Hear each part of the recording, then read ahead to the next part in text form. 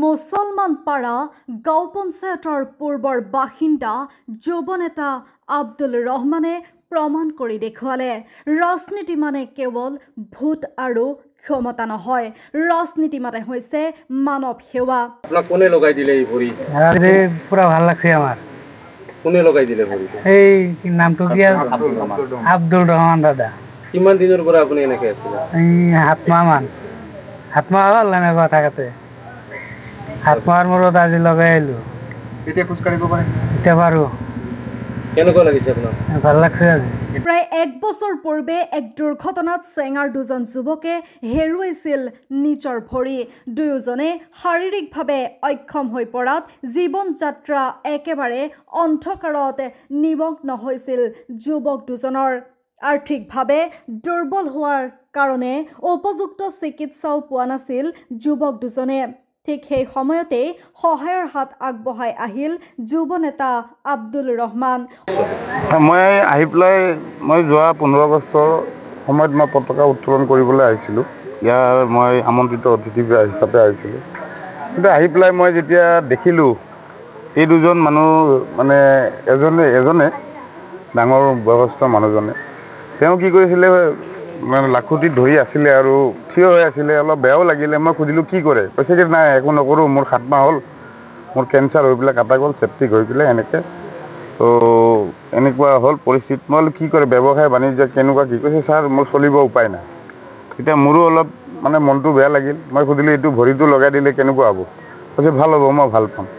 আৰু আজি তেওঁক লগোৱাৰ পিছত তেওঁ এই ভাইটিজনৰো কথা ক'লে। তেওঁৰো সেই গছৰ পৰা পৰি এনেকুৱা হৈছিলে বোলে। আমি মানে ৰাইজৰ লগত মানে যেতিয়া আমি সোধ পোছ কৰিলোঁ কেনেকৈ কি হ'ল, কিন্তু আজি দুয়োজনকে লগাই যিটো হাঁহি মাৰিছে বা যিটো এটা মানে মোক লৈ পেলাই এটা মৰম বা এটা মানে অনুভূতি এটা এইটো ক'ব বুজাব নোৱাৰা অনুভূতি, কিন্তু সঁচাকৈ ভাল লাগিছে। এইখিনি সুযোগকণ মই পাইছোঁ বা মোক ভগৱানে এইখিনি বা আল্লাহ ভগৱানে এইখিনি মোক মানে কৰি দিছে, তাৰ কাৰণে ধন্যবাদ সকলোকে। আৰু দ্বিতীয়তে মাননীয় চুপকৰণ জৈনৰ পৰা মোৰ লগৰ বন্ধু কেইজনমান আছে যি ভৰি কেন্দ্ৰ আছে, তেওঁলোকৰ মাননীয় হিমন্ত বিশ্ব শৰ্মা ডাঙৰীয়াকে আদি কৰি সকলোৱে মোক ধন্যবাদ জ্ঞাপন কৰিছোঁ। মোক এইখিনি সহায় বা সহযোগত তেওঁলোকে সহযোগ কৰি দিয়াৰ বাবে। পিছলৈ পৰিকল্পনা আছে নেকি এনেকুৱা মানুহ সহায় কৰা? আৰু ভৱিষ্যতে যিমান আহে মই যিমান পাৰোঁ কৰি দিম।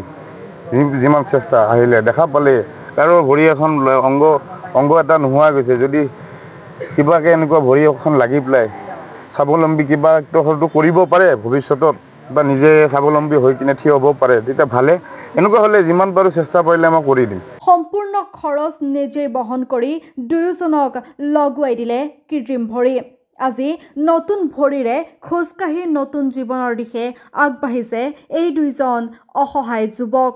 এই সন্দৰ্ভত চেঙাৰ সাধাৰণ জনতাই মন্তব্য কৰি কয়, এনে মহানুভৱতা দেখা সঁচাকৈয়ে বিৰল। আব্দুল ৰহমানে জনহিতত দাঙি ধৰা এই পদক্ষেপে উদাহৰণ স্থাপন কৰিছে সমাজৰ প্ৰতি। মানৱতাৰ ওপৰত বিশ্বাস ৰাখি তেওঁ উন্মোচন কৰিছে নতুন দিশ।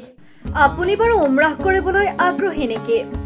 আলিফ উমৰাহ ট্ৰেভেলছে আপোনাৰ বাজেটৰ ভিতৰত আগবঢ়াইছে কেতবোৰ আকৰ্ষণীয় পেকেজ।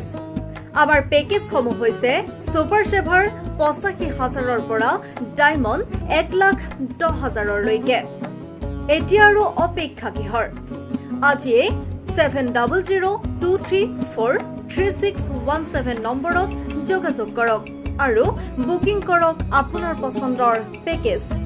বিশ্বমানৰ সেৱাত অসমৰ ভিতৰত শ্ৰেষ্ঠ আলিফ উমৰাহ ট্ৰেভেলছ।